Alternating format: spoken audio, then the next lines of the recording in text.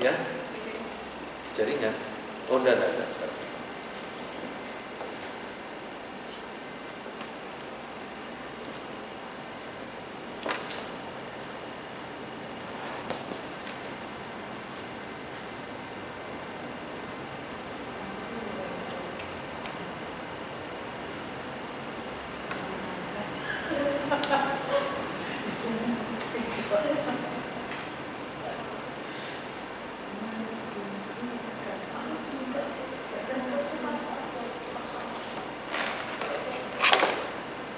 Enaknya di sini bisa pakai AC ya.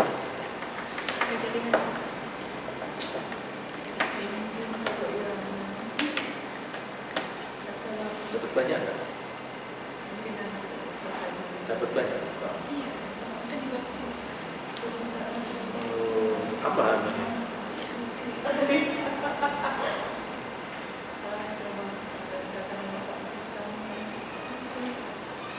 Kusmin ya? Ini ya? Ini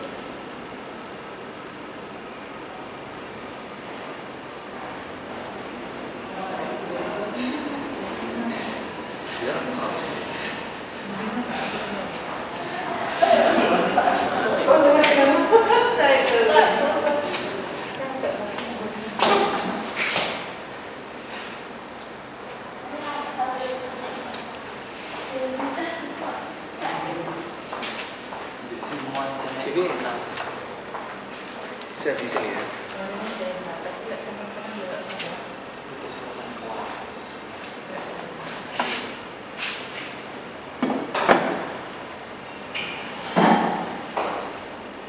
Sudah keluar gambarnya. Wah, kayaknya kurang dekat kita ini ya. Kelihatan? Kelihatan. Bulan sendiri.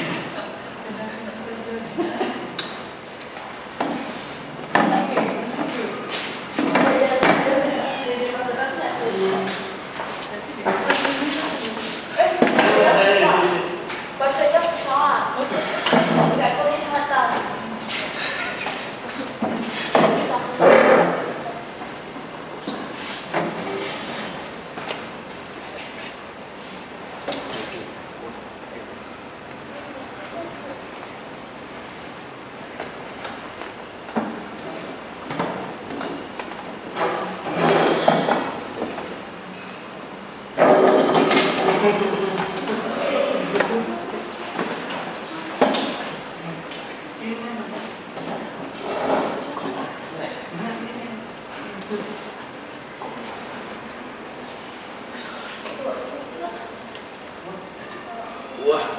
Wah, mantap. Apa itu? Mantap, bro. Apa itu? Apa?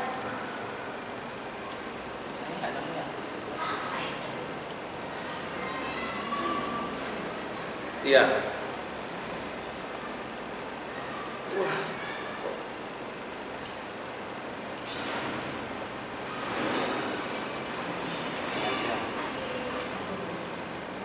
Iya.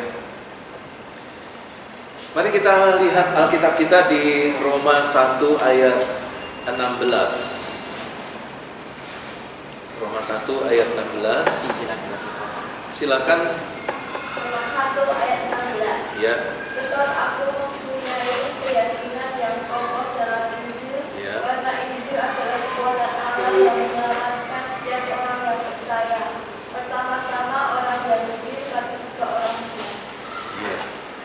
Jadi kalau kita melihat di bacaan Alkitab kita dalam Roma 1 ayat 16, Di kalimat yang pertama dalam Alkitab Lembaga Alkitab Indonesia, di situ dikatakan karena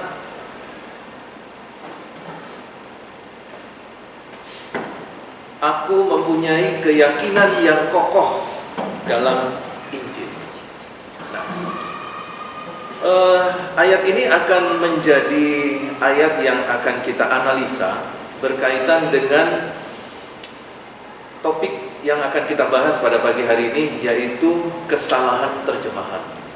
Nah, berkaitan dengan topik yang sebelumnya juga, bahwa kita ini sekarang sedang mendalami apa yang disebut dengan eksegese kritis. Dan kita akan melihat betapa pentingnya belajar untuk eksegese kritis, karena dengan eksegese kritis maka kita akan dilatih untuk berpikir kritis berkaitan dengan aktivitas kita dalam eksegese. Nah, dalam hal ini tentu aktivitas kita dalam menerapkan metode-metode hermeneutika. Nah, kalau kita lihat di dalam Roma 1 ayat 16, khususnya di ayat yang pertama, di kalimat yang pertama, sebab aku mempunyai keyakinan yang kokoh dalam Injil. Oke, sekarang kita lihat dulu. Saya tidak mau memberikan komentar apa-apa. Kita lihat dulu bahasa Yunani.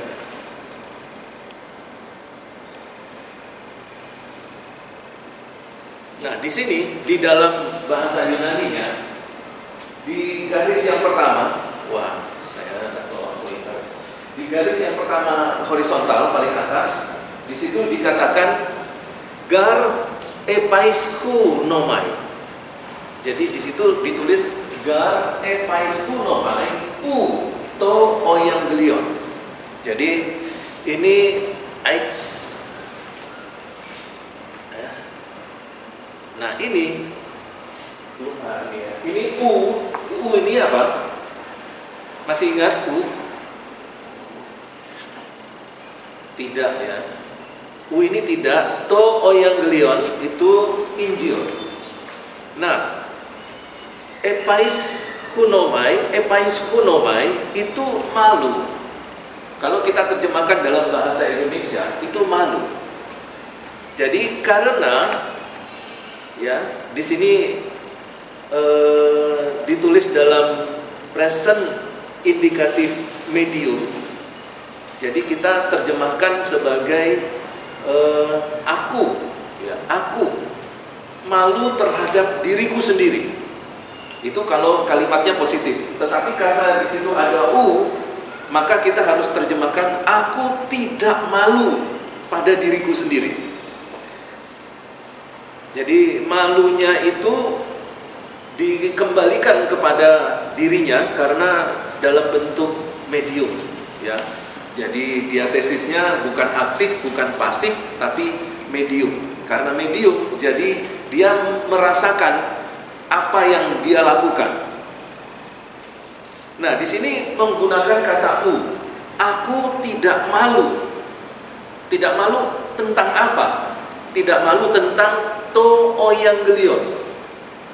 Jadi kalau kita terjemahkan bahasa Yunaninya, itu harusnya sama dengan apa yang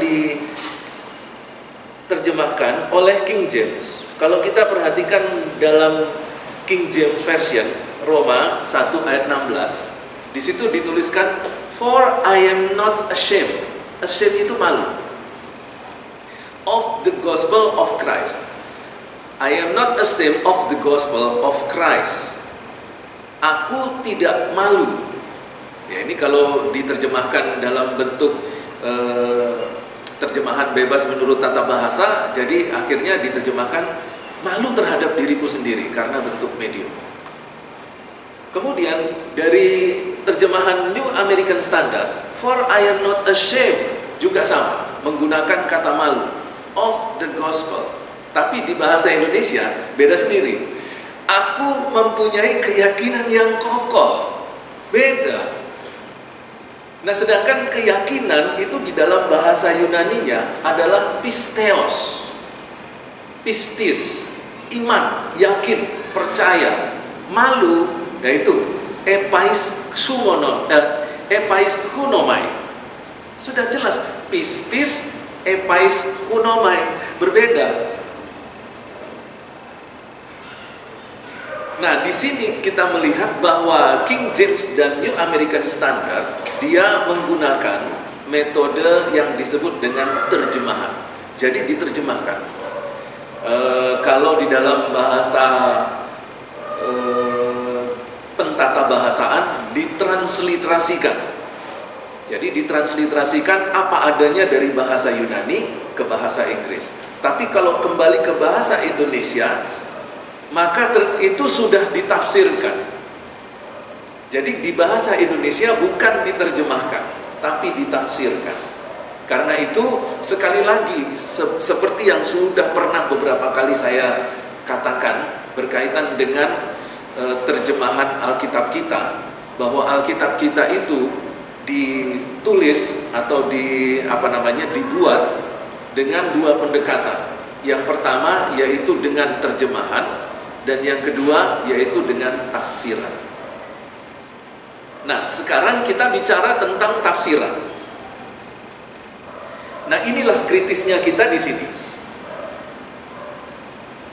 Terkadang apa yang saya sampaikan, dalam pengajaran-pengajaran eksegese kritis seperti ini, itu oleh hamba-hamba Tuhan lain, itu dilihat bahwa saya itu terlalu lebay, gitu ya. Terlalu lebay, mungkin juga dikatakan terlalu mengada-ada, atau mungkin ini dosen yang selalu cari sensasi, mungkin gitu ya. Lebay, mengada-ada, mencari sensasi. Tapi sebenarnya saya selalu melatih diri saya untuk berpikir kritis. Di samping itu juga, bahwa ketika saya mengeksegese, saya sudah terbiasa berpikir kritis, maka akhirnya jadilah seperti yang dikatakan dalam bukunya D.A. Carson tentang kesalahan-kesalahan eksegese. Kita harus melatih bereksegese kritis. Oke, kita kembali ke Roma 1 ayat 16 ini, bahwa ternyata Alkitab Indonesia melakukan pendekatan tafsiran. Nah, saya tidak tahu kenapa ya dulu tim penyusun Alkitab berbahasa Indonesia itu memutuskan untuk Roma 1:16 ini dilakukan bukan dengan terjemahan tetapi dengan tafsiran. Saya nggak ngerti. Kita harus ke kantor Lembaga Alkitab Indonesia dan menanyakan apa sebenarnya alasan. Karena pada waktu mereka menyusun ini pasti ada rapat, pasti ada notulennya. Nah, kalau kita sebagai peneliti ya harusnya minta notulennya. Kira-kira apa yang menjadi dasar? Apakah ada terjemahan Alkitab lain yang sama dengan kita dari bahasa lain lalu di bahasa Indonesia kan mentah-mentah, tapi ternyata itu tafsiran. Kenapa nggak pakai King James? Nah, King James itu sudah terkenal mencoba untuk menafsirkan apa adanya Alkitab dari bahasa Yunani ke bahasa Inggris, apa adanya. Karena itu di dalam bahasa Inggrisnya dikatakan for I am not ashamed. Sesuai dengan bahasa Yunaninya. Bahasa Yunaninya di situ disebutkan epais hunomai. Malu. Nah, malu di sini itu berkaitan dengan rasa takut. Rasa takut yang ketika kita melakukan satu kegiatan, kita takut salah. Karena nanti kalau kita salah melakukannya, kita akan malu. Jadi malunya seperti itu. Bukan malu karena kurang percaya diri. Malu itu banyak macamnya ya. Pura-pura malu, ya, sakit malu.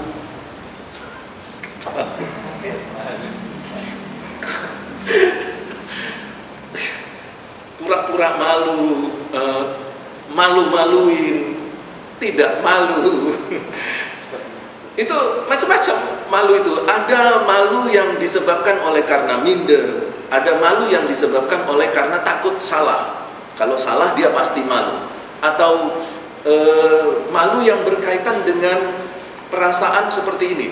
Kalau saya misalnya orang yang miskin, kemudian saya diundang pesta, tapi yang hadir itu sebenarnya semuanya orang-orang kaya semua. Nah, saya di tengah-tengah orang kaya, saya kemudian muncul rasa malu. Nah, malunya yang seperti itu adalah epaiskunomai. Nah, Paulus katakan, aku tidak malu. Tidak malu terhadap apa? Terhadap Injil. Bukan saja tidak malu memberitakan Injil, tetapi tidak malu mengakui Injil. Jadi ada dua pengertian yang sangat luar biasa sekali. Ketika Paulus dulunya itu menyerang orang-orang yang meyakini Injil, tetapi sekarang Paulus menyatakan bahwa dia sekarang tidak malu. Tidak malu memberitakan Injil kepada siapapun, dan juga dia tidak malu karena dia tahu bahwa Injil itu benar. Jadi kalau dia sampaikan Injil itu sudah pasti benar. Dia tidak akan takut salah, dan karena kesalahannya kemudian dia malu. Nah, itulah yang dimaksudkan, for I am not ashamed of the gospel of Christ. Nah, sekarang pertanyaannya, ini sebelum kita membahas tafsiran, kita bahas dulu epaiskunomainya ini, malunya ini. Pertanyaannya sekarang, pada waktu Paulus mengatakan, aku tidak malu terhadap Injil, Paulus yakin benar bahwa Injil ini betul-betul luar biasa, kebenarannya tidak dapat diganggu-gugat lagi, tidak dapat diganggu-gugat lagi. Sekarang masalahnya, Injil yang seperti apa? Kalau Paulus berpikir Injil, kira-kira materinya apa? Materi yang dimaksudkan Paulus, Injil itu. Kalau kita bicara Injil, sudah jelas, sudah ada Alkitab. Alkitab disebut Injil. Matius, Markus, Lukas, Yohanes disebut Injil. Dulu belum ada Alkitab. Pada waktu Paulus mengatakan ini, menulis surat kepada jemaat di Roma, tidak ada Alkitab. Lalu dalam pengertian apa yang dimaksudkan Injil?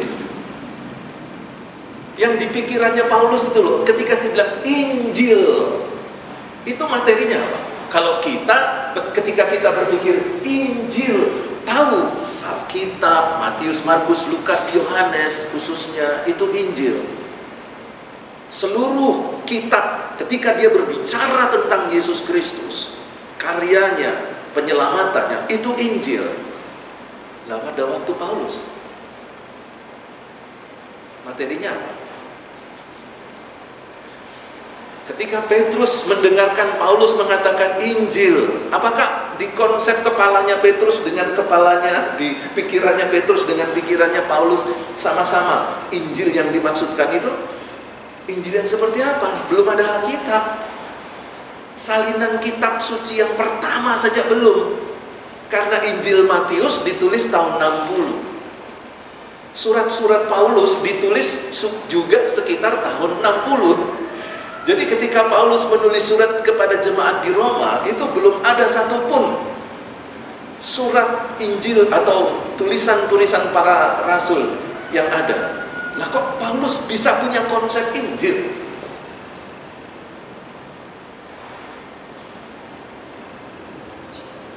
Gimana? Ada yang sudah dapat pelajarannya? Bisa sampaikan Injil yang seperti apa?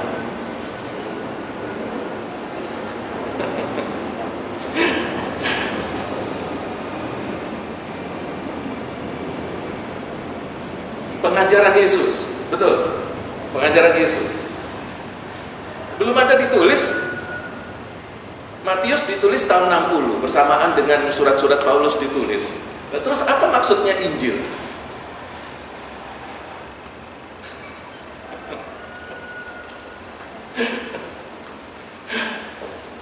Jangan asumsi loh ya, harus ada dasarnya loh. Kalau asumsi gampang, kalau semua itu kalau asumsi itu gampang. Kita tinggal susun kalimat, kita sampaikan. Mungkin ini Pak jawabannya. Oh, jangan mungkin. Harus ada argumentasi yang jelas. Kalau perlu dieksegese dulu, baru bikin jawabannya. Ya kalau cuman asumsi, anak SMA bisa ngomong ngawur gitu ya. Bukan kalian ngomong ngawur, bukan.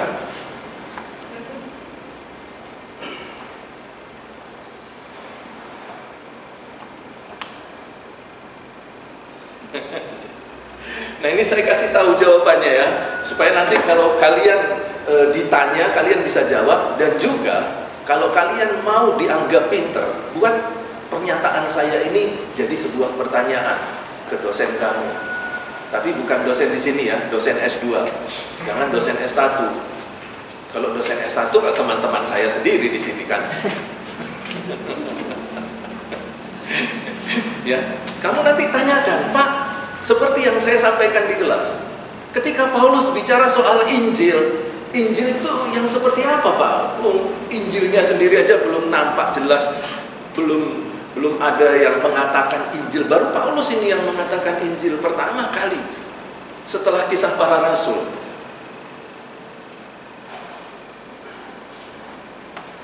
Apakah Injil yang dimaksud adalah kabar baik? Nah sekarang kabar baik itu dalam konsep yang seperti apa? Konsepnya, bahannya, materinya apa?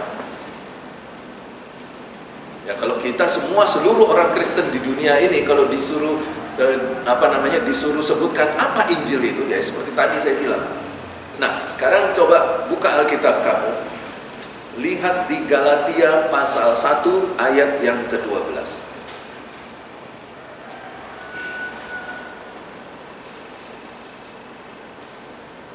Galatia 1 ayat yang ke-12. Silakan baca. Karena aku bukan menerimanya dari manusia, dan bukan manusia yang mengajarkannya kepadaku, tetapi aku menerimanya oleh penyataan Yesus Kristus. Oke, mundur lagi satu ayat. Ayat 11. Sebab aku menegaskan kepadamu, saudara-saudaraku, bahwa Injil yang kuberitakan itu bukanlah Injil manusia. Iya. Jadi Injil yang diberitakan oleh Paulus bukanlah Injil manusia. Dan Injil inilah yang kemudian menjadi dasar dari seluruh teologi Paulus di ke-13 surat dia. Injil yang dia maksudkan di Galatia 1 ayat yang ke-11 itu, bahwa Injil yang dia terima itu bukan dari manusia. Aduh, yang satu belum terjawab, muncul lagi pertanyaan. Injil yang bukan dari manusia. Lah Paulus selama ini belajar apa? Paulus selama ini dia siapa ini? Paulus ini siapa? Di tengah-tengah masyarakat dia disebut apa? Manusia. Iyalah manusia. Paulus disebut apa? Ahli Taurat. Dia ahli Taurat. Kenapa saya katakan dia ahli Taurat? Karena gurunya itu Gamaliel, dosen para ahli Taurat. Itu Gamaliel itu kalau dia pilih siswa itu nggak sembarangan. Yang bodoh-bodoh nggak mau dia terima. Gamaliel itu yang siswa eligible aja itu yang dia terima. Itu Gamaliel, kayak universitas negeri aja. UI, Unair itu hanya terima mahasiswa eligible. Nah, salah satunya Paulus. Paulus itu ahli Taurat. Ya. Dia juga orang Farisi. Jadi dia ahli Taurat, dia juga orang Farisi. Orang yang fanatik melakukan seluruh aktivitas keagamaan. Itu Paulus. Jadi kalau kita membuat dia semacam satu figur siapa dia ini orang yang alim. Saking alimnya dia sampai dia menyebut dirinya itu, aku juga orang Farisi. Luar biasa. Orang Farisi itu kalau waktunya doa, pas dia lagi di tengah jalan, dia berhenti berdoa di jalan. Itu ahli Taurat, kayak orang Farisi. Dan kadang-kadang orang Farisi itu sudah lihat jam. Ini jam berapa ini? Oh, mau jamnya doa. Dia ke pasar dulu sebelum doa, sebelum jam doa. Jadi dari pasar dia pulang. Pada saat dia pulang, dia tahu pas di tengah jalan itu jamnya doa. Nah, dia doa di tengah jalan. Tujuannya apa? Supaya dilihat orang, diakui. Ya, tapi dia sudah setting duluan supaya dia ada di tengah jalan waktu jam doa. Itu orang Israel itu begitu tuh. Strateginya dalam cara pola mereka hidup itu seperti itu. Cerdik. Makanya mereka itu disebut orang terpandai di seluruh dunia. Ya, dari sekian ratus, dari 200 hadiah Nobel, 170-nya itu diraih oleh orang Israel. 170 hadiah Nobel itu orang Israel semua yang ambil. Ya, orang yang dari keturunan Asia hanya satu, dari keturunan Arab satu, dari Israel 170, sisanya bangsa-bangsa lain. Keren ya? Itu orang Israel.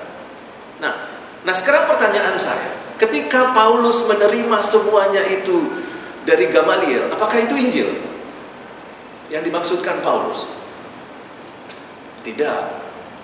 Karena di ayat yang ke-11 betul-betul jelas dikatakan, aku menerimanya bukan dari manusia. Gamaliel manusia. Tetapi kemudian ayat yang ke-12, dia menerima dari siapa Injil itu?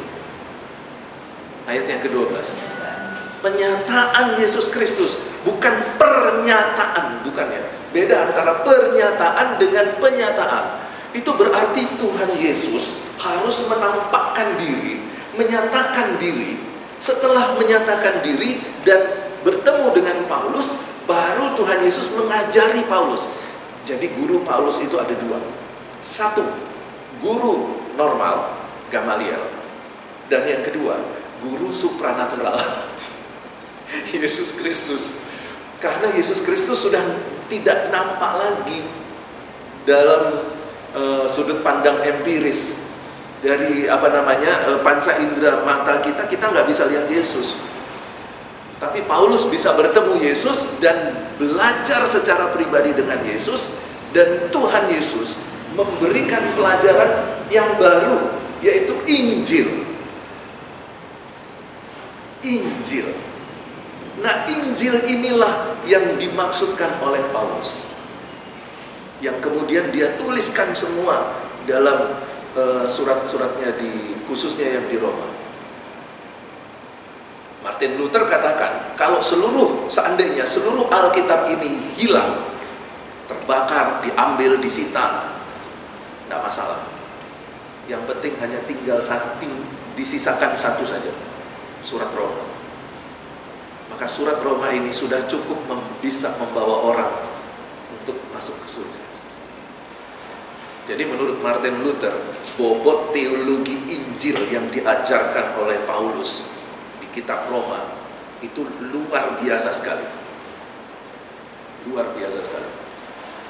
Sehingga dikatakan kalau seluruh Alkitab ini hangus, terbakar, dan tidak ada lagi, hanya tinggal sisa satu surat Roma, itu saja sudah cukup untuk membawa kita kepada keselamatan. Nah, jadi Injil inilah, makanya Paulus itu bisa memiliki konsep yang luar biasa, yang tidak pernah dinyatakan oleh 11 rasul murid Yesus yang lain. Pengajaran-pengajaran Paulus ini baru. Kamu kalau perhatikan, tidak ada murid-murid Tuhan Yesus yang mengajarkan seperti Paulus. Pengajarannya baru. Kalau kita lihat, pengajarannya baru ya. Dari mana dia dapat? Dia ngarang sendiri apa ya? Dia mikir sendiri apa ya? Tidak. Tuhan Yesus yang ngajarin semuanya. Jadi ketika kita membaca teologi Paulus, maka kita nggak boleh ragu-ragu. Dan kita nggak boleh kemudian menyaksikan apa yang diajarkan oleh Paulus dalam 13 suratnya. Karena apa yang diberikan kepada kita, apa yang dinyatakan dalam surat-suratnya, Paulus dapatkan langsung dari penyataan Yesus Kristus. Itu dahsyat. Itu dahsyat. Nah, sekarang kita sudah mengerti apa yang dimaksudkan dengan epaisunomai. Dan sekarang apa yang dinyatakan Paulus ini sudah cukup bobot teologinya ini sudah cukup berat gitu ya. Untuk apa lagi kita harus menafsirkannya supaya lebih berat? Nah, saya tidak tahu kalau ITB, Indonesia Terjemahan Baru mengatakan sebab aku mempunyai keyakinan yang kokoh dalam Injil. Apakah tujuannya supaya orang Indonesia itu memiliki pemahaman yang lebih berat, lebih mendalam lagi daripada kata malu? Sedangkan kalau di eksegese saja epaiskunoma ini sudah mantap. Kenapa harus diganti lagi dengan sebab aku punya keyakinan yang kokoh dalam Injil? Ini tafsiran loh. Nah, sekarang pemikiran kritis saya apa? Apa beda tafsiran dengan terjemahan? Kalau terjemahan, dia tidak membuang sedikit pun apa yang diinspirasikan Roh Kudus. Karena Roh Kudus menginspirasikan kepada penulis menggunakan bahasa Yunani, dari bahasa Yunani utuh 100% ditransliterasikan dalam bahasa Inggris. Tapi kalau itu diterjemahkan, ini dari bahasa Yunani, kemudian dipikir lagi oleh otak manusia, dicarikan bahasa yang lebih mudah untuk dimengerti, lalu ditulis, itu tafsiran. Tetapi ketika dari bahasa Yunani ke otak manusia, lalu dari otak manusia ditulis tafsirannya, nah ini sudah ada campur baur dengan isi otak dari tim penyusun kitab suci. Maksud saya, tidak semurni kalau itu diterjemahkan. Nah sekarang, kalau ada seorang pendeta, dia kemudian mengkhotbahkan Roma 1 ayat 16, lalu dia katakan, sebab aku mempunyai keyakinan yang kokoh. Kita saudara-saudara harus punya keyakinan yang kokoh, harus punya keyakinan. Dia sudah begitu semangat menyampaikan khotbah, tapi ternyata itu bukan dari Roh Kudus, itu dari otak tim Lembaga Alkitab Indonesia. Ngerti maksud saya?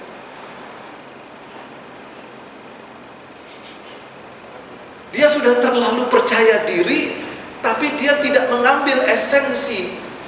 Ini beda loh. Kamu coba cari ini nanti. Kamu coba cari di konkordansi. Ini bahasa Yunaninya apa? Gak ada. Yakin itu pisteos.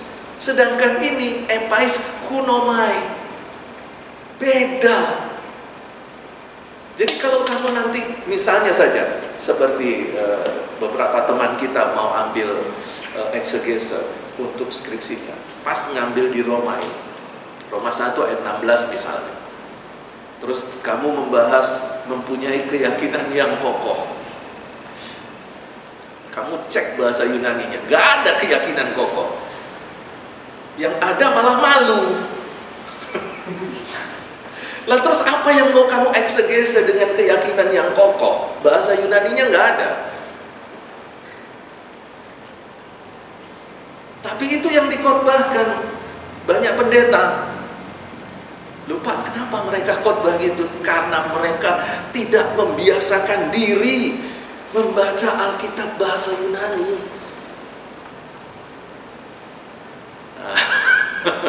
Itu lagi. Biasakan diri lagi. Nggak bosan-bosannya orang satu ini ya. Inilah pentingnya. Jadi ketika kita membahas tentang sesuatu yang disebut sebagai tafsir, nah maka ada dua kemungkinan. Itu yang saya katakan, saya nggak tahu. Ketika kalimat ini kita yakini bahwa kalimat ini adalah tafsiran. Kalau sudah tafsiran berarti tidak murni dia mengambil dari inspirasi Roh Kudus. Nah, itulah yang saya katakan Pak Ronald ini terlalu lebay. Kayak gitu aja dipersoalkan. Kok bisa ngomong begitu ya? Kok kayak gitu bisa dipersoalkan? Itu menjadi persoalan itu bagi saya. Saya tidak tahu kalau menurut kamu setelah kamu dengar ini sebuah persoalan atau tidak. Tapi bagi saya, dalam eksegese kritis ini persoalan. Kenapa? Karena ini tafsiran. Tafsirannya pun itu jauh berbeda loh. Keyakinan yang kokoh, yang satu bilang malu. Roh Kudus bilang tidak malu. Lembaga Alkitab Indonesia, tim penafsirnya mengatakan keyakinan yang kokoh. Dari mana kita bisa lihat kesinambungan antara kata itu? Kalau kita cari etimologi dan semantiknya juga nggak ketemu. Antara keyakinan yang kokoh dengan tidak malu, nggak ketemu itu. Dengan metode apapun nggak ketemu bahasa Yunaninya. Karena ini sebuah tafsiran, dan tafsirannya juga tidak memakai kata yang dari bahasa Yunaninya. Nah itulah ya. Nah kalau terjemahan, nah itu tentu jadi seperti ini. Kalau diterjemahkan, maka pada waktu kita mengeksegesinya itu aman, ya, karena memang dia langsung terjemahan dan kita yakin bahwa salinan asli, salinan dalam bahasa aslinya itu sudah diyakini sebagai firman Tuhan. Kenapa Pak kok diyakini sebagai firman Tuhan? Nanti kapan-kapan saya bahas inspirasi Roh Kudus dalam pembentukan Alkitab. Sudah dapat mata pelajarannya. Ya, jadi kalau sudah bahasa Yunani yang diambil, kemudian diterjemahkan dan dieksegesekan, nah itu dia dapat diyakini kebenarannya karena diambil dari sumber yang betul. Nah kalau dalam kanonisasi, semua salinan-salinan bahasa Yunani itu sudah lulus pengkanonan, sudah lulus dari persyaratan kanon. Karena itu seluruh Alkitab yang sudah lulus persyaratan kanon dapat diakui sebagai firman Tuhan karena sudah dicek, ya, luar dalamnya dicek, itu sudah dapat dipastikan kebenarannya. Begitu ya. Nah dari sini ada satu pelajaran yang harus kita perhatikan dan yang harus kita renungkan.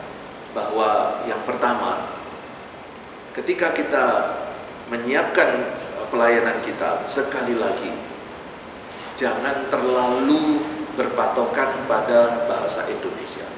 Kita boleh baca Alkitab bahasa Indonesia, ya, tetapi kembali lagi kita harus cek dia ke dalam bahasa Yunani. Nah untuk mengecek lebih bagus dalam bahasa Yunaninya, maka kita harus mempunyai alat. Nah, alatnya apa? Ya ini Bible Book. Ya. Dan nanti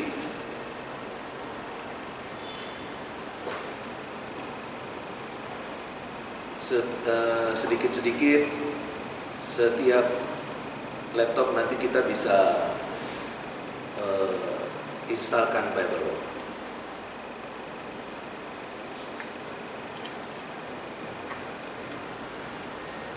Ada pertanyaan? Oke, silakan. Mengenai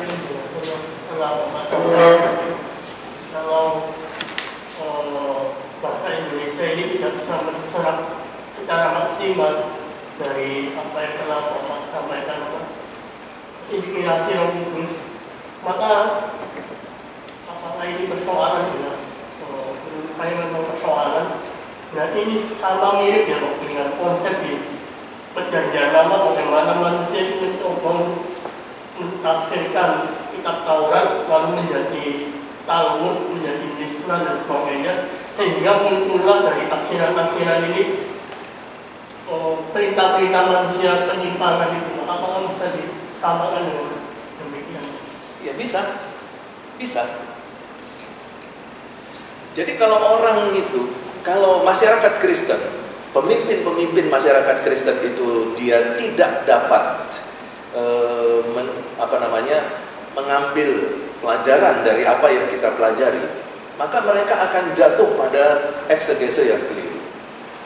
Nah, eksegesi yang keliru itu bukan cuma sekedar kita tidak memiliki kemampuan untuk menguasai metode-metode hermeneutika, tetapi juga ada yang lain. Ada yang namanya motif, ya ada juga yang keinginan-keinginan dasar manusia seperti Abraham Maslow. Ketika keinginan dasar dia sudah dipenuhi, maka dia naik pada keinginan yang berikutnya. Apa itu? Dihargai. Ya. Kemudian setelah itu sampai pada puncaknya aktualisasi diri. Nah, dan kalau orang-orang yang seperti ini kemudian ingin mengejar aktualisasi diri sebagai pemimpin agama, itu walaupun dia memiliki metode hermeneutik baik, tapi kalau dia mengejar aktualisasi diri, itu tafsirannya bisa beda. Karena seluruh tafsirannya akan diarahkan kepada bagaimana dia bisa mendapatkan aktualisasi diri. Akhirnya salah tafsir. Nah, yang menjadi masalah, dia adalah pemimpin. Maka ketika dia mengajarkannya sebagai pemimpin, dalam tanda petik, misalnya saja, dia ketua sinode, maka apa yang disampaikannya itu sudah dianggap firman Tuhan. Dianggap dalam tanda petik. Artinya apa? Semua masyarakat yang ada di masyarakat Kristen yang ada di bawahnya itu pasti mengiyakan. Sedangkan tafsirannya sudah mulai melenceng. Dan itu kalau turun pada generasi yang berikutnya tambah melenceng. Pemimpin berikutnya mewarisi dogma dan doktrin gereja dengan doktrin yang sudah melenceng. Akhirnya menjadi apa? Yaitu aturan-aturan tambahan yang dianggap hukum Taurat, tetapi bukan esensi dari hukum Taurat, dikecam oleh Tuhan Yesus. Tuhan Yesus bilang apa untuk orang-orang seperti ini? Kamu semua ini orang-orang yang munafik. Tapi saya berharap yang pengkhotbah di acara pembukaan semester itu tidak betul-betul menganggap kita ahli Taurat ya.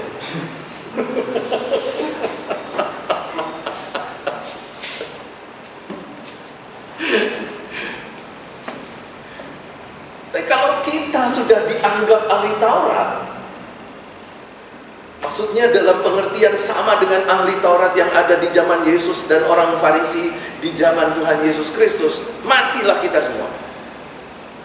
Apalah kata dunia, mampuslah kau.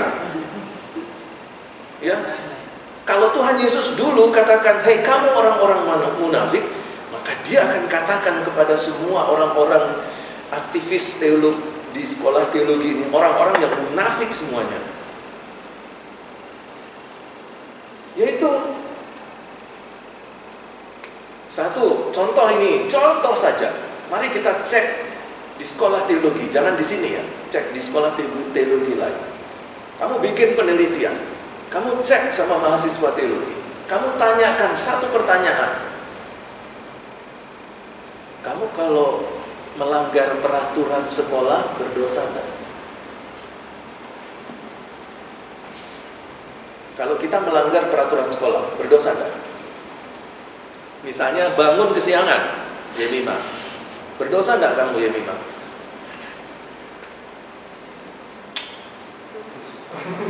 Hah? Berdosa enggak? Ya, berdosa ya? Dan waktu kamu melakukan kesalahan yang di dalam sekolah kita itu sudah dianggap kesalahan dan pasti akan kena hukuman. Itu kita di dalam hati nuranimu kamu rasa apa? Bersalah atau berdosa atau bagaimana? Apa yang kamu rasakan? Kamu minta ampun enggak sama Tuhan? Kalau minta ampun berarti dosa dong, dianggap dosa. Hah? Ketika seorang mahasiswa melihat peraturan sekolah itu sebagai suatu peraturan yang bisa menyebabkan dia berdosa, maka konsep hukum Taurat di zaman Yesus itu sudah berlaku di STT.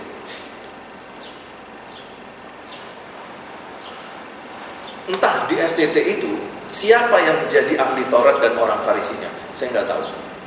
Mudah-mudahan tidak ada. Tetapi mahasiswa yang kemudian memiliki konsep seperti itu, mahasiswanya nanti yang jadi calon ahli Taurat dan orang Farisi. Disinilah tugas pendeta, hamba Tuhan, dosen teologi, staf STT untuk memberikan tekanan supaya jangan sampai kita jatuh pada lubang yang sama. Begitu. Karena dulu orang-orang ahli Taurat dan orang Farisi itu tidak merasa mereka melakukan kesalahan, tidak merasa. Apa yang mereka lakukan itu mereka anggap benar. Makanya ketika Yesus mengecam mereka, mereka langsung berontak. Loh, apa salah kami? Apa salah kami? Kamu yang salah. Nah, ini yang juga terjadi.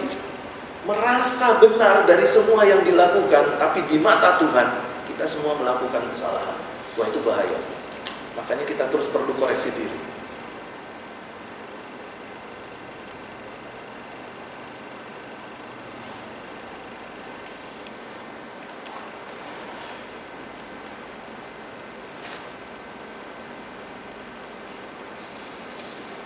Oke. Ada lagi pertanyaan?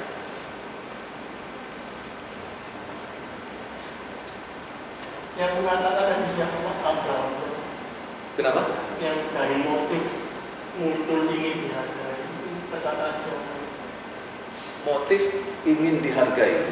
Itu Yang Abraham. Abraham. Abraham.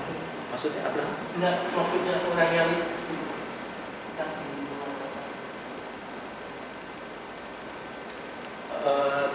Coba disampaikan dulu kalimat sebelumnya, yang kalimat saya terus ditanyakan. Ketika Bapak menyampaikan dari Alkitab nanti kan dilihat orangnya dulu kan. Bisa jadi orangnya ini punya motif, lalu ingin dihargai, lalu muncul lagi ke atas aktualisasi diri, lalu penyimpangan tafsiran, dan yang selanjutnya sehingga mengakibatkan perkataannya ini seperti firman. Oke. Terus lalu apa hubungannya dengan Abraham?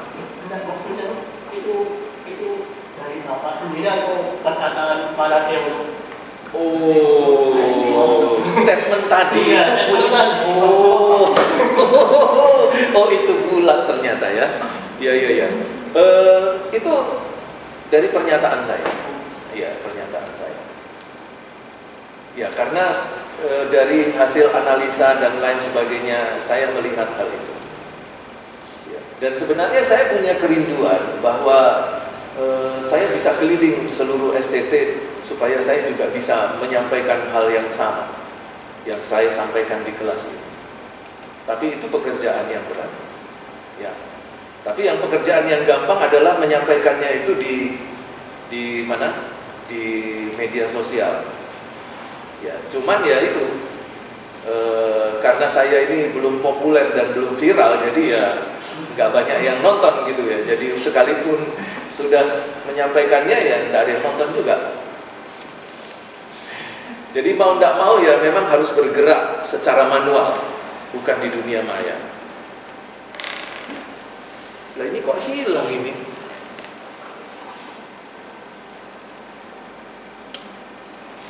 Oke.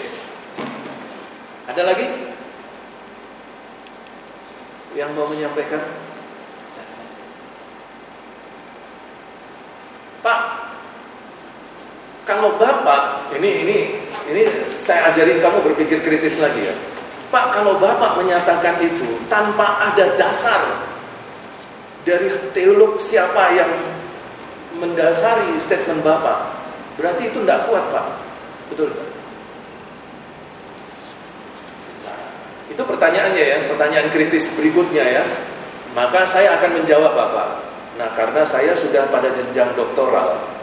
Doktoral itu harus menciptakan teori baru.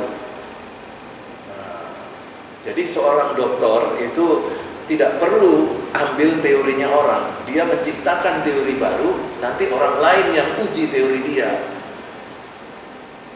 Jadi dia mengungkapkan statement teologi baru, ya yang di samping-samping dia yang menguji statement saya.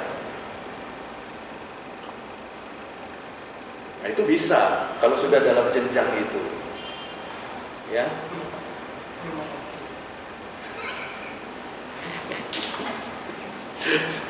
Nah, ini bukan membela diri ya, tetapi menolong diri sendiri.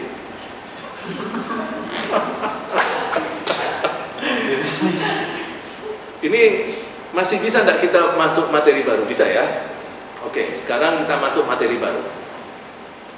Kita akan memperdalam kiasmus. Sebelumnya saya sudah memperkenalkan tentang kiasmus. Di dalam kiasmus ini kita akan melihat eksegese kritis yang lain, di mana saya akan menunjukkan banyak kesalahan-kesalahan baru yang dilakukan banyak orang Kristen, pemimpin-pemimpin Kristen. Nah, di sini saya berharap supaya kalian sebagai calon pemimpin jangan melakukan kesalahan yang sama. Ya, jangan melakukan kesalahan yang sama. Lah, kok nggak muncul di? Coba di restart dulu, coba kamu restart.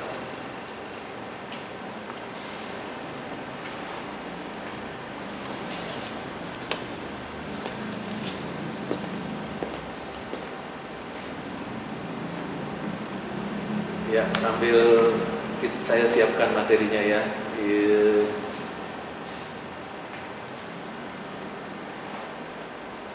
Ada nggak hasil itu? Yang tadi saya register ada. Terus tiba-tiba dia hilang gitu. Saya pinjam bentar.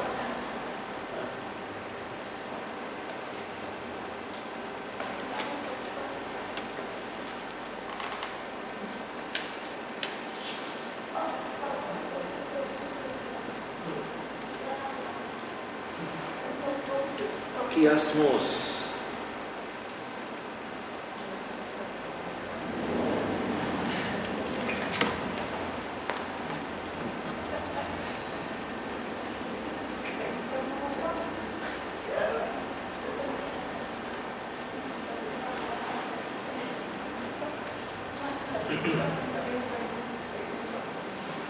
Ya, masyarakat Yahudi, yang saya maksudkan masyarakat Yahudi ini adalah masyarakat di zaman Tuhan Yesus Kristus ya. Karena kita berada di dalam kelas teologi, maka konteks yang saya maksudkan masyarakat Yahudi, masyarakat Yahudi ya di zaman Tuhan Yesus Kristus. Nah, ini saya pakai ini. Apa? Ada enggak dia? Sudah masuk enggak? Belum? Kayaknya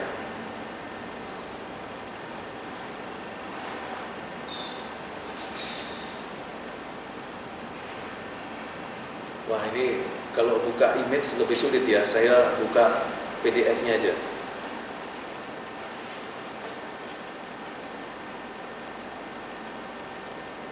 Nah, di dalam masyarakat Yahudi pada masa Tuhan Yesus Kristus 2024 tahun yang lalu, masyarakat Yahudi itu memiliki satu pola berpikir yang agak berbeda dengan bangsa-bangsa lain. Ada dua jenis pola pikir masyarakat Yahudi. Yang pertama adalah pola berpikir paradoks. Nah, yang dimaksudkan berpikir paradoks ini, kita menyampaikan sesuatu, tetapi apa yang kita sampaikan itu justru harus dilihat kebalikannya. Jadi, kalau saya mengatakan jahat, saya sebenarnya ingin mengatakan yang baik. Kalau saya mengatakan yang baik, saya sebenarnya ingin juga mengatakan yang jahat. Nah, paradoks itu juga punya pengertian begini. Dua hal yang berbeda, tetapi yang berjalan bersamaan. Gitu. Jadi, kalau saya berbicara tentang kebaikan, maka di sisi lain saya juga bicara tentang kejahatan, walaupun itu tidak terang-terangan saya sampaikan, tetapi itu juga menjadi pemikiran saya. Nah, itulah cara berpikir paradoks. Nah, kalau kita perhatikan perkataan-perkataan Tuhan Yesus Kristus, itu banyak perkataan-perkataan yang bergenre paradoks, cara berpikir paradoks. Dan yang kedua yaitu adalah dalam bentuk paralelisme terbalik. Jadi setelah kita mengatakan konsep berpikir kita 1, 2, 3, dia tidak lanjut 4, 5, 6, enggak. Nanti dia lanjutannya berapa? 3, 2, 1. Nah, itu orang Yahudi cara berpikir. Nanti setelah 1, 2, 3, 3, 2, 1, baru dia lanjut lagi 4, 5, 6. Lalu dia balik lagi 6, 5, 4. Nanti dia mulai lagi ya 7, 8, 9, 9, 8, 7. Nah, itu cara berpikir mereka. Tidak ada ya. Berarti harus diinstal ulang. Saya coba install ulang. Tidak ada ternyata. Aneh ini ya. Nah, kalau yang seperti ini ada kemungkinan Windows-nya dia punya protect. Jadi ada satu program di Windows itu yang memproteksi semua software-software yang masuk.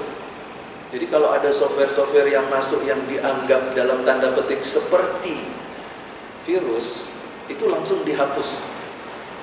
Nah, ini saya tidak tahu apakah seperti itu, tapi nanti kita coba lagi. Nah, ini tidak berhasil dia. Tapi kita coba lagi. Nah, kalau misalnya 2 kali nanti masih belum bisa, maka kita setting dulu Windows-nya supaya dia bisa diinstal. Ya.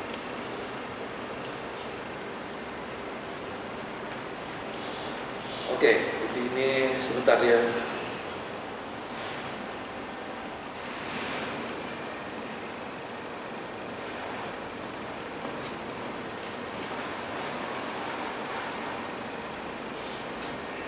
Belum nampak. Nah, salah satu bentuk dari pemikiran paralelisme terbalik itu adalah kiasmos.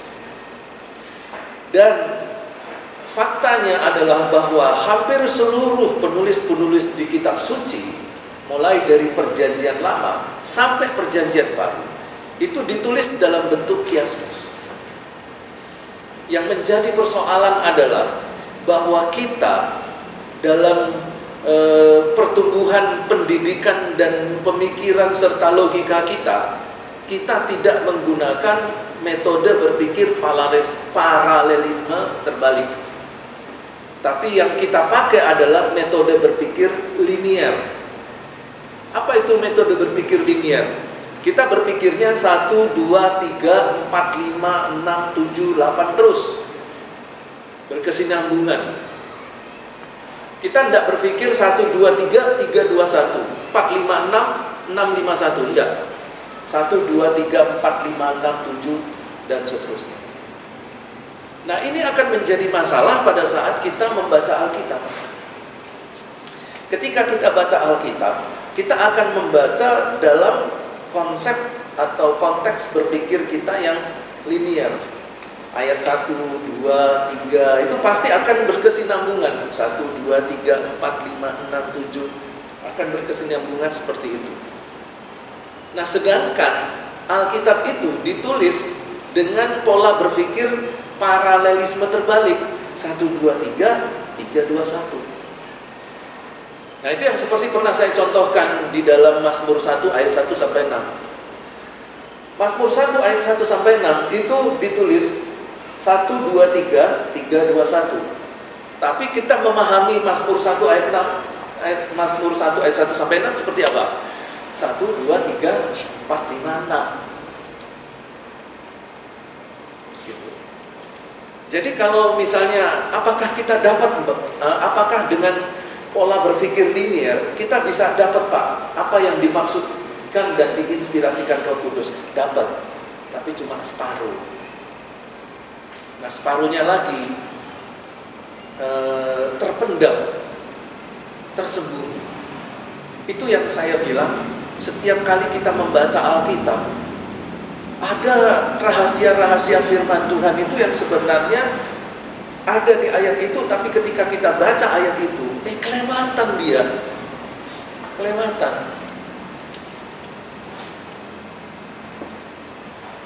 Nah, disinilah salah satu tujuan kita mempelajari kiasmos, ya, salah satu metode hermeneutik agar kita terbiasa dalam berpikir paralelisme terbalik, terbiasa dalam pola berpikir paradoks.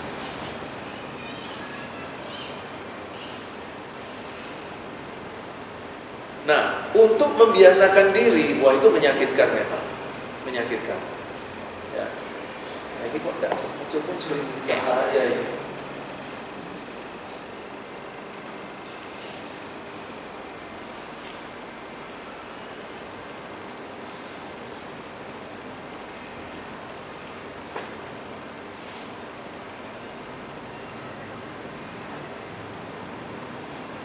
Lah, malah hang.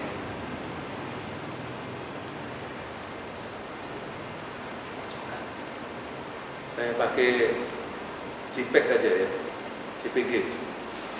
Itu tadi kalau pakai JPG lebih cepat munculnya, tapi menggerakkannya kok agak sulit dia. Nanti kita coba lihat. Sebenarnya kalau saya bisa terkoneksi dengan internet akan lebih mudah dia. Bisa, Pak. Ya ini yang JPG.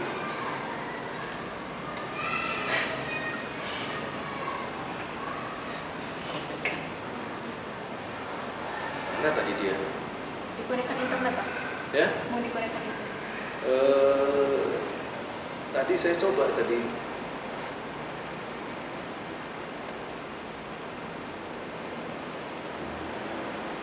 Disconnect ya.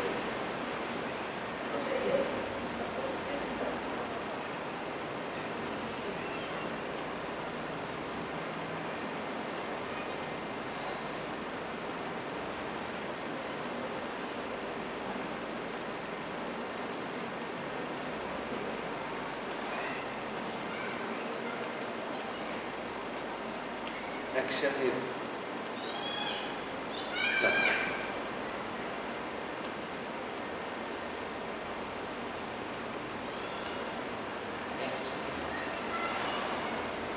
Nah.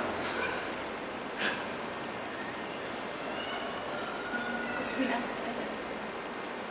Sebentar. Sambil dibuka ya. Loh.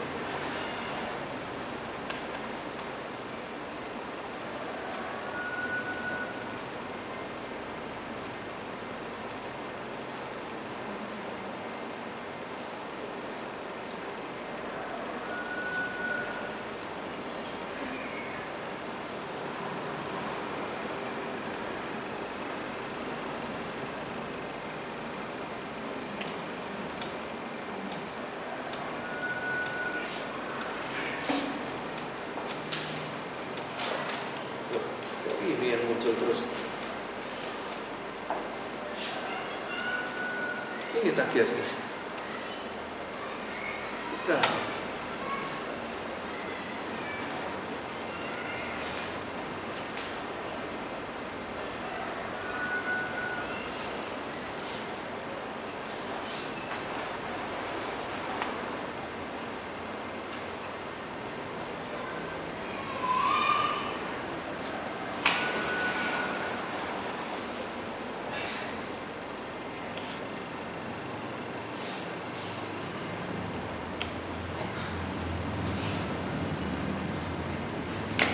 Ini gimana memperbesarnya? Ini ya, full screen. Bukan.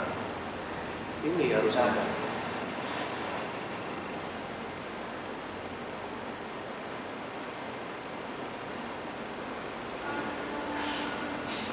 Nah, terus Nah, gimana sih?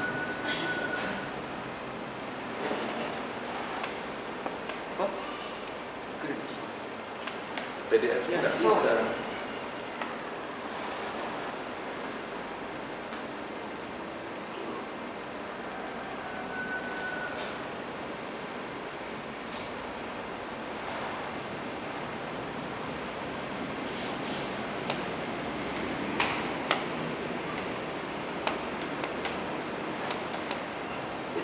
Nah, oh betul itu tadi ya. Bukan kok.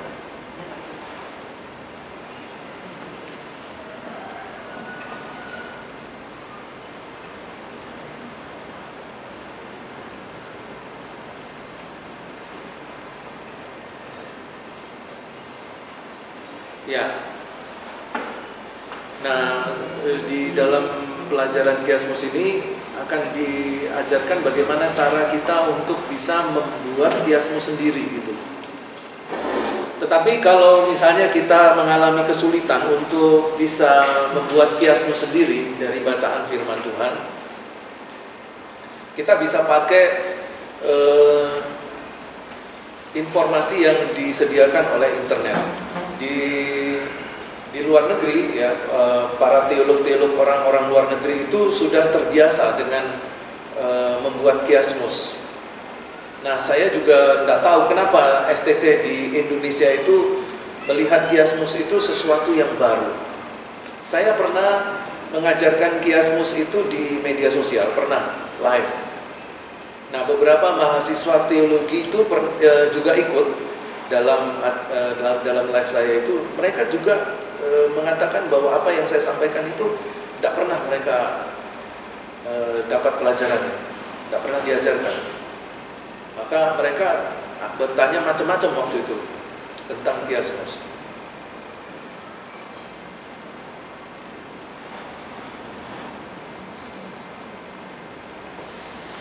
Aduh, gemes saya. Di mana? Ada slide-nya.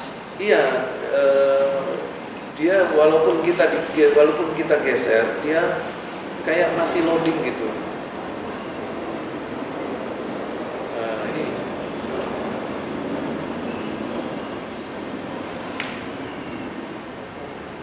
Coba ini ya. Nah,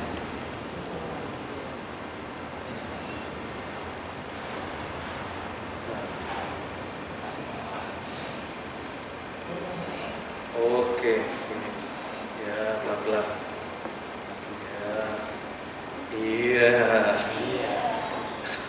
Gila.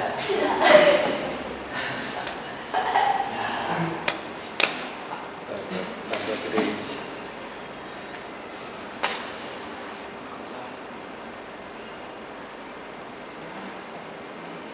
Nah ini ya, pola berpikir orang Yahudi itu ada paradoks. Paradoks adalah sebuah syalalalala.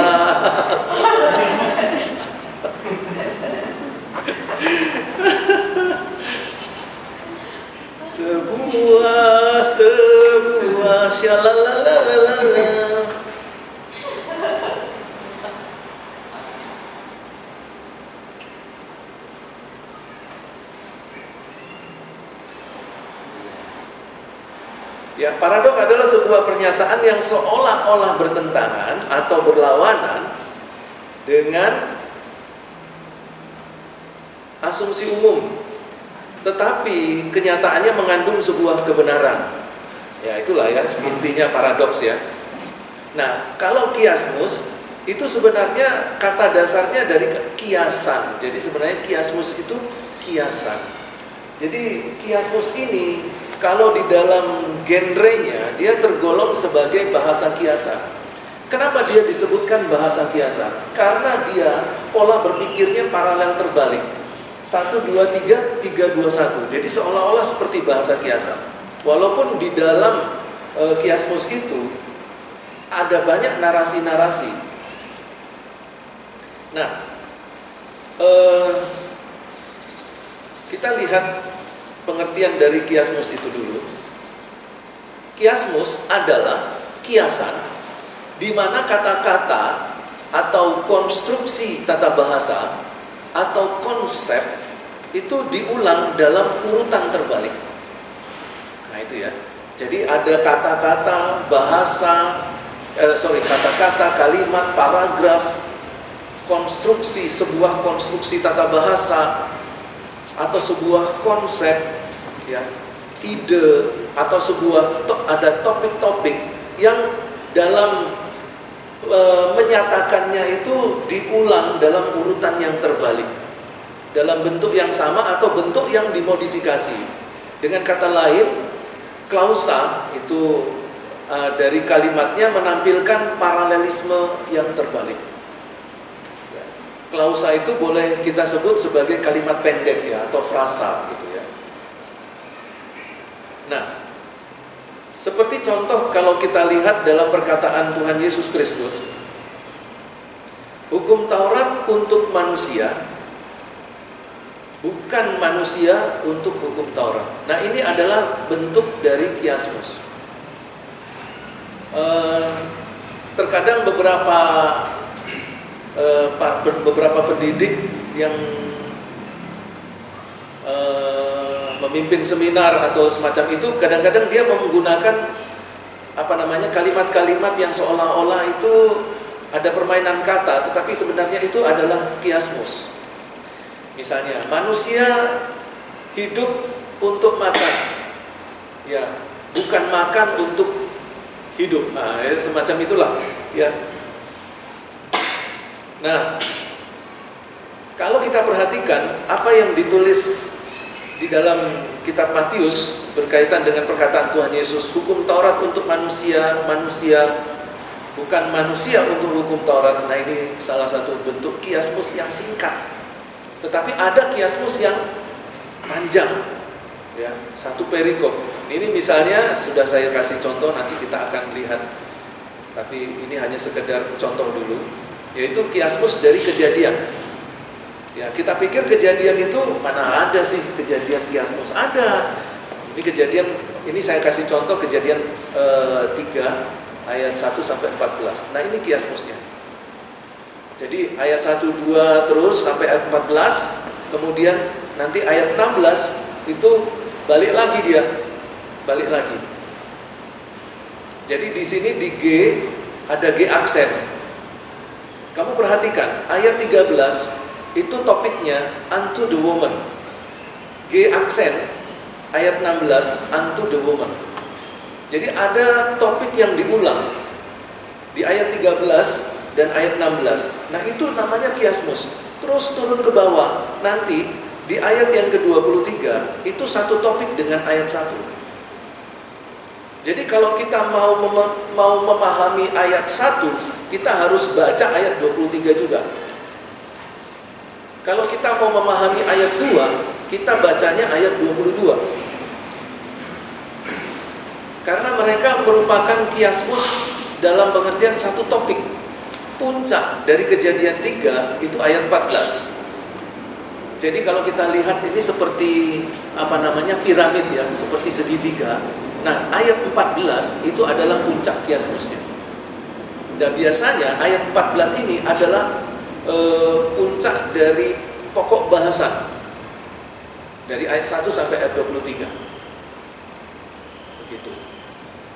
Nah, kalau kita membaca seperti ini, maka kita akan memiliki pemahaman yang jauh lebih mendalam daripada kalau kita membaca Kejadian 3 ayat 1 sampai 23 ini ya dengan cara linier. Ya, ayat 13, 14, 15, 16, 17 bahasa terus. Tapi kita tidak mundur ke belakang. Nah, cara membacanya harus mundur. Setelah ayat 14 balik dia. Logika kita harus dimundurkan, dibalik. Itu yang disebut dengan paralelisme terbalik. Jadi logika kita balik ke awal. Nah, dari sini nanti kita dengan mudah akan dibantu untuk menyusun outline. Jadi kalau misalnya kita disuruh khotbahkan Kejadian 3 ayat 1 sampai 23 ini, ya, maka kita akan dengan mudah kita bisa tahu ayat-ayat mana yang berhubungan. Nah, jadi kita lihat di sini ayat 1 dia berhubungan dengan ayat 23. Ayat 2 dia berhubungan dengan ayat 22. Ayat 4 dia berhubungan dengan ayat 22a. Ayat 6 dia berhubungan dengan ayat 21 dan seterusnya. Jadi begitulah sebenarnya cara membaca Alkitab. Jadi cara membaca Alkitab yang efektif dan mempercepat untuk mudah memahami Alkitab, cara membacanya harus dengan kiasmus. Nah, tapi masalahnya mana ada masyarakat Kristen di Indonesia yang paham kiasmus itu seperti apa? Jemaat pun nggak tahu kiasmus seperti apa. Kalian pun mungkin baru di kelas saya baru tahu apa itu kiasmus. Gitu. Nah, tetapi kalau boleh dikatakan bahwa seluruh Alkitab itu sudah disusun kiasmusnya oleh para penulis. Saya juga tidak mengerti ya, kenapa kok seperti itu. Apakah hanya para teolog yang mengada-ada gitu ya? Apakah memang seperti ini pola berpikirnya? Tapi kalau cuma satu kali terjadi, mungkin kita mengada-ada, cari-cari sensasi, cari ilmu baru, cari metode hermeneutik baru untuk penyelesaian disertasinya mungkin. Tapi ini di mana-mana kita ketemu kiasmus. Berarti kan bukan mengada-ada, tapi memang sudah ada seperti itu. Begitu.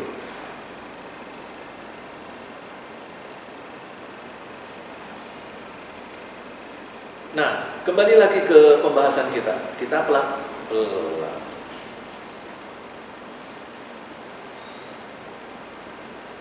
Nah, tadi dia. Ini gimana cara membalikkannya? Oh, ini di sini.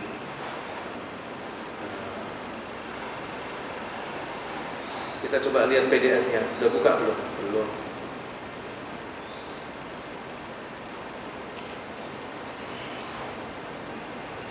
Nah, terima kasih.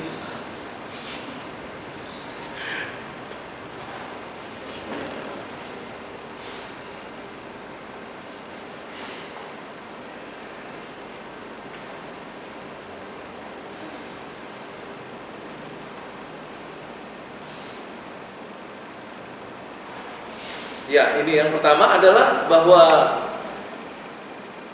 dalam retorika pola verbal, di mana ekspresi frasa kedua seimbang terhadap ekspresi frasa pertama dengan bagian-bagian yang dibalik.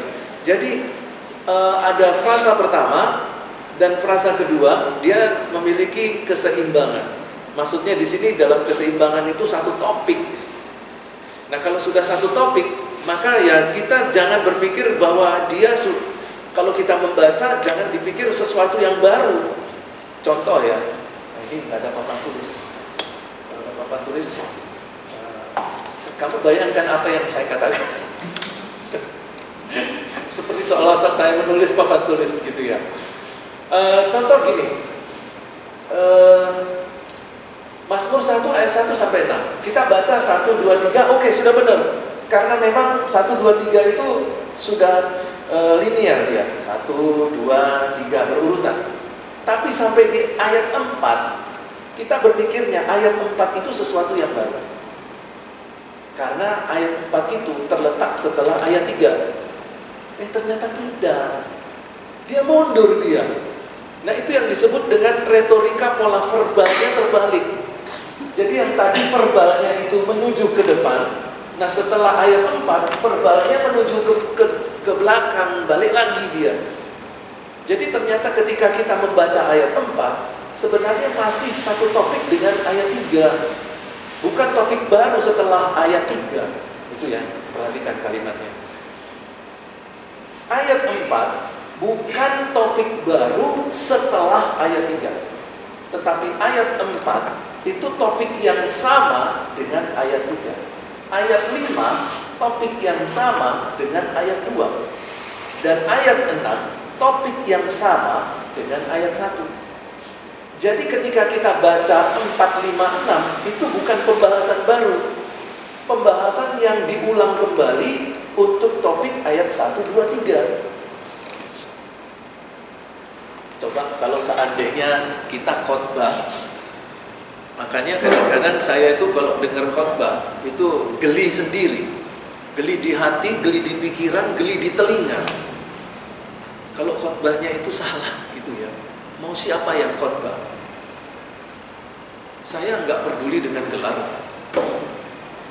Ya ini minta maaf bukan karena saya sombong, bukan ya, karena saya itu terbiasa berpikir kritis, teman-teman. Gitu ya. Dan track record pendidikan saya itu mengkondisikan saya seperti itu. Ya, pernah ya saya sampaikan ya tentang bagaimana saya menjalani pendidikan di SD, SMP sampai universitas. Nah, jadi geli sendiri ketika dia membaca kitab mengkhotbahkan Mazmur. Saya tahu kiasmusnya seperti itu, tapi dia linier khotbahnya, udah keliru. Nah, kita sebagai hamba Tuhan yang ada di kelas saya, yang saya ajarkan eksegese kritis, nggak bisa kita terima seperti itu, nggak bisa. Kita nggak bisa kemudian mentolerir. Namanya juga manusia, bisa berbuat kesalahan. Ya, apa itu yang dulu iklan Honda ya? Kita masih manusia apa? Apa dulu iklan itu? Saya lupa. Ya namanya manusia masih bisa buat kesalahan. Oke, kalau kamu manusia yang kerja di perusahaan, silahkan buat kesalahan. Kalau kamu manusia yang kerja di kantor, silahkan buat kesalahan. Tapi kalau kamu manusia berurusan dengan Alkitab, berurusan dengan Tuhan, jangan buat kesalahan. Lebih baik kamu khotbah sederhana tetapi benar daripada kamu khotbah sok pinter tapi salah semua. Ya. Nah, coba bayangkan saja kalau ayat Alkitab itu harusnya dibahas dengan kiasmus, tapi kita membacanya linier.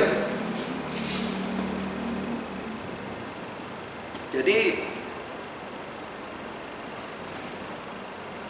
saat ini kiasmus telah diterapkan secara luas untuk setiap selang-seling struktur. Meskipun dalam retorika klasik itu dibedakan dari perangkat jenis lainnya. Dalam aplikasi klasik, kiasmus akan digunakan untuk struktur yang tidak mengulang kata-kata dan frasa yang sama, namun membalikkan struktur gramatikal. Nah, ini ada bentuk yang lain. Jadi struktur gramatikalnya dibalik, ada frasanya yang dibalik. Jadi di sini ingin diberitahukan bahwa ada bermacam-macam bentuk kiasmusnya. Kemudian konsepnya cukup mudah tetapi menantang. Beberapa asumsi yang kita buat tentang bagaimana kita harus membaca kitab suci. Kiasmus mengacu pada urutan elemen, kalimat, ayat, paragraf, bab. Jadi itu semua bisa jadi kiasmus. Jadi bukan cuma sebuah kata. Kalau tadi perkataan Tuhan Yesus itu sebuah kata yang ada kiasmusnya. Tapi nanti bisa saja paragraf ada kiasmusnya. Perikop, di dalam perikop itu ada kiasmusnya. Ya, di dalam sebuah pasal juga bisa ada kiasmusnya. Kadang-kadang kiasmus ini juga disebut sebagai paralelisme introvert. Nah, seperti Yesus berkata, siapa yang menumpahkan darah manusia, darahnya akan tertumpah. Nah, itu dia. Kan dibalik itu. Siapa yang menumpahkan darah, darahnya akan tertumpah. Sebab Allah membuat manusia itu menurut gambarnya sendiri. Dibuatnya untuk manusia, bukan manusia untuk hari Sabat. Nah, di sini kita lihat Sabat dan manusia atau pria itu diulang dalam kalimat ya, dalam urutan yang terbalik. Nah, beberapa rumus kiasmus yang sering muncul yang ada di dalam Alkitab seperti ini. Jadi dari A, B, kemudian B, A. Lalu ada juga A, B, C, kemudian C aksen, B aksen, A. Nah, kenapa tidak dibuat D, E, F? Ya, karena C dengan C aksen itu satu topik, B dengan B aksen itu satu topik. Nah, di sini kita harus membiasakan diri untuk selalu melihat bacaan kita itu sebagai suatu kiasmus. Jadi nanti kalau kamu mulai membaca Alkitab lagi besok pagi dalam renungan pribadi, kan ada kan renungan pribadi. Nanti kamu coba lihat kiasmusnya di mana ya. Coba baca. Nah, bagaimana caranya kita bisa menemukan kiasmusnya? Yang pertama, kalau kita baca satu kali tidak ketemu, ya baca berulang kali. Lalu kemudian yang kedua, kamu coba bikin oret-oretan ayat 1, ini topiknya apa? Bisa ada menggunakan topik sama, bisa menggunakan kata-kata yang diulang. Jadi ada kata-kata yang diulang, nah itu lebih gampang. Karena kita nggak mikirin topik. Oh, ini kata ini diulang. Nanti di ayat yang di bawah ada kata juga yang diulang. Nah, itu berarti kemungkinan kiasmusnya. Langsung bikin aja, bikin di sini satu, di sini satu. Gitu caranya. Nanti baca lagi, ada kata yang sama enggak diulang. Catat lagi supaya dia jadi kerucut begitu. Seperti yang tadi dalam kitab Kejadian pasal 3. Terus bikin terus. Sedikit demi sedikit nanti akan ketemu urut-urutan kiasmusnya. Ya, dicoba. Nah, biasanya dalam kelas hermeneutik saya selalu minta supaya mahasiswa itu mempraktekkan ya, tapi nantilah minggu-minggu depan lah kita akan coba praktekkan metode-metode yang lain. Jadi ini contoh rumus kiasmus A, B, C, C, B, A. Siapa menumpahkan darah, ya, terus kemudian ada atau laki-laki, lalu ayat C-nya oleh laki-laki atau manusia, ya. Siapa menumpahkan darah manusia, maka laki-laki itu darahnya akan ditumpahkan. Jadi kita lihat ini siapa menumpahkan, nanti A aksennya ditumpahkan, B darah, B aksennya darahnya, C-nya manusia, C aksennya juga manusia, laki-laki, laki-laki. Jadi seperti itu.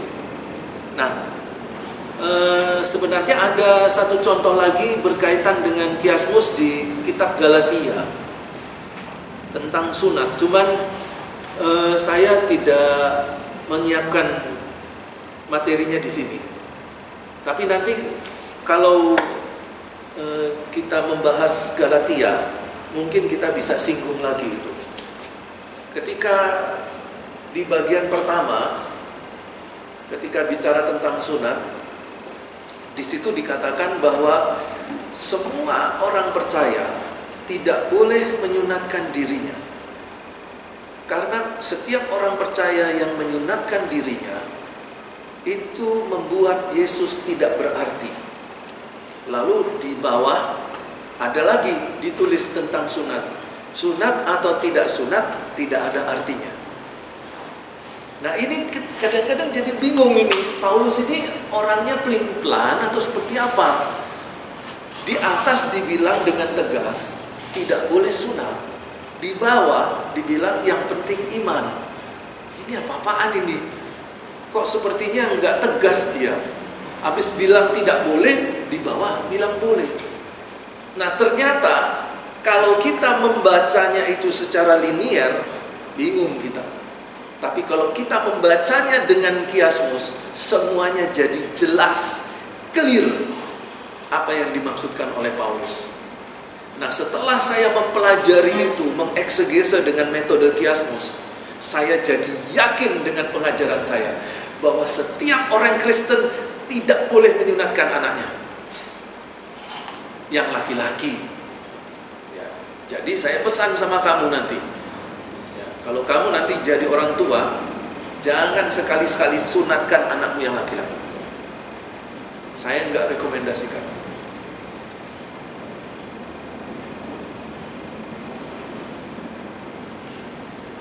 Kalau kamu tidak yakin dengan pengajaran saya, Mari kita cari waktu khusus, kita eksegese kritis tentang sunat. Saya sudah siapkan bahannya, dan saya akan kupas tuntas di situ, habis-habisan.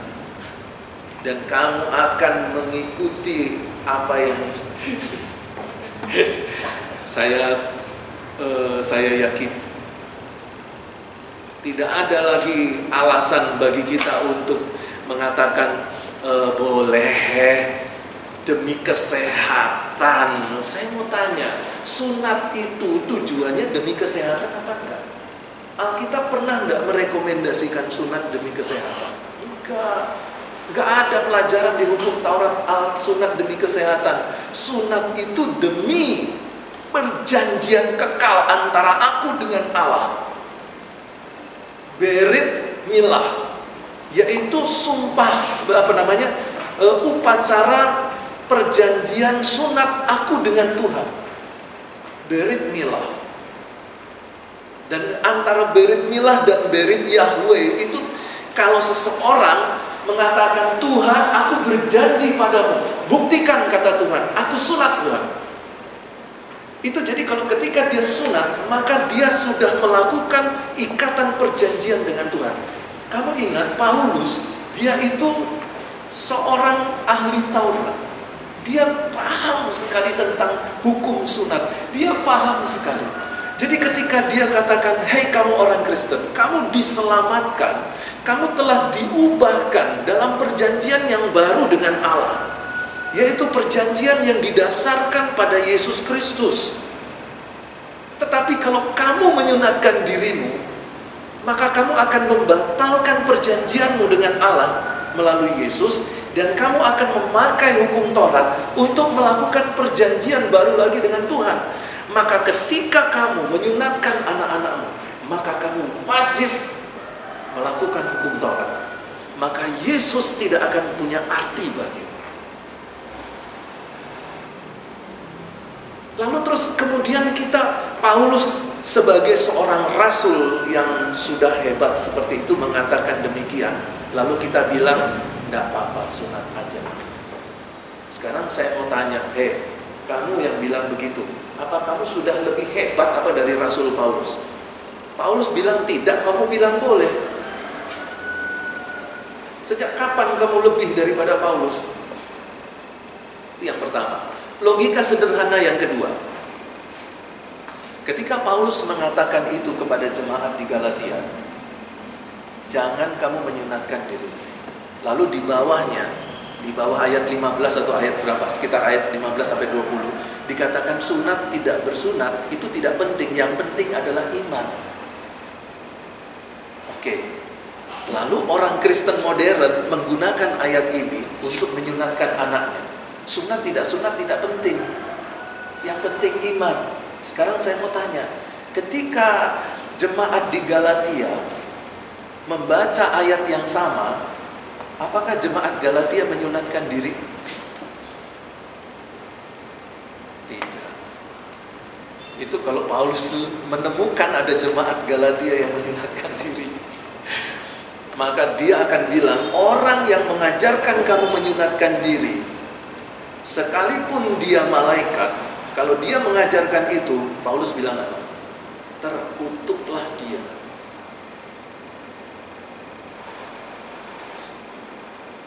Terkutuk dia. Jadi kalau ada orang tua yang memaksakan anaknya menyunatkan diri dan mengatakan boleh, maka orang tua itu telah memberitakan Injil palsu. Dan bagi Paulus, orang tua seperti ini, orang tua yang terkutuk. Jangankan pemimpin agama, malaikat pun kalau mengatakan itu, terkutuk dia.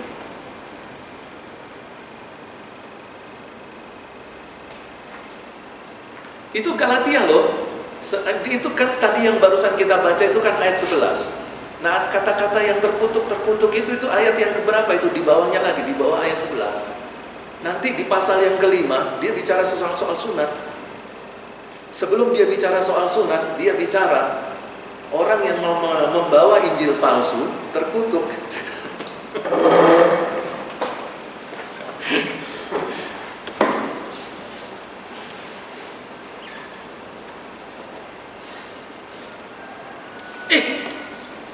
Habis.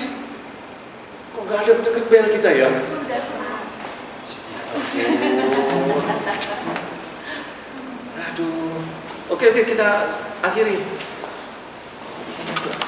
Sorry ya. Enda. Silakan tutup doa.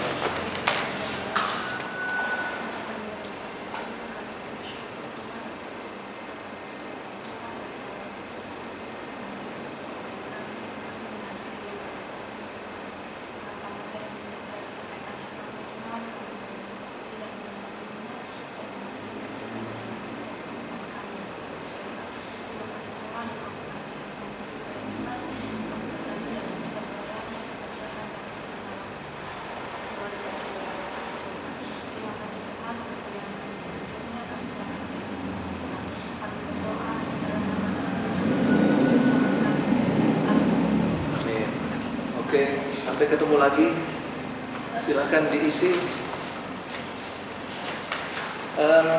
Bu Lea bisa bawa laptopnya ke sini.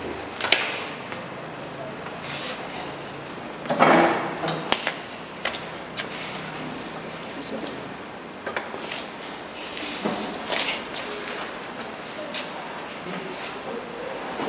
Si siapa? Di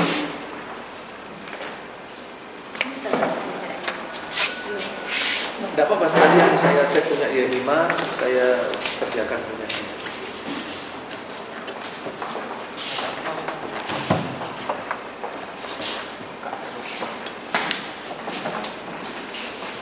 Sampai di sini.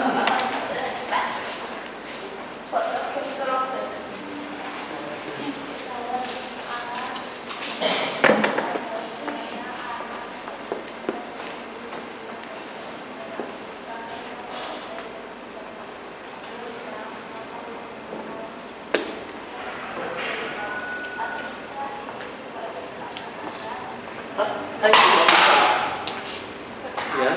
Saya juga. Iya, boleh. Tunggu sebentar ya. Iya. Pak, ini nggak dimatikan. Aku yang ketiga, Rofi. Ini dulu. Y5 kamu bisa cari enggak ya? Ada dia di sini enggak ya? Apa mungkin sudah terinstall tapi tersembunyi gitu, coba kamu cari.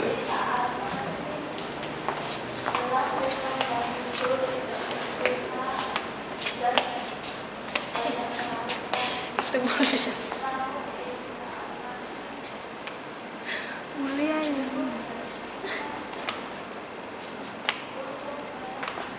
Enggak ada ya?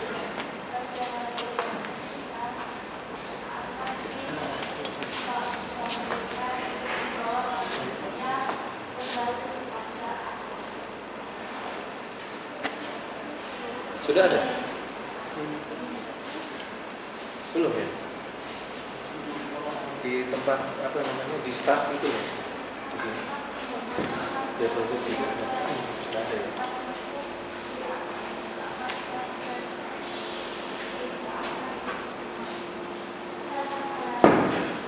Ada ya?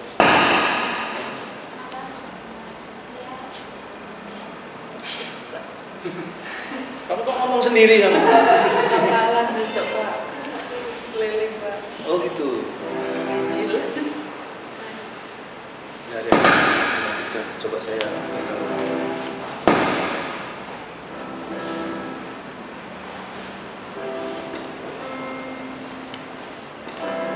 Ada ya?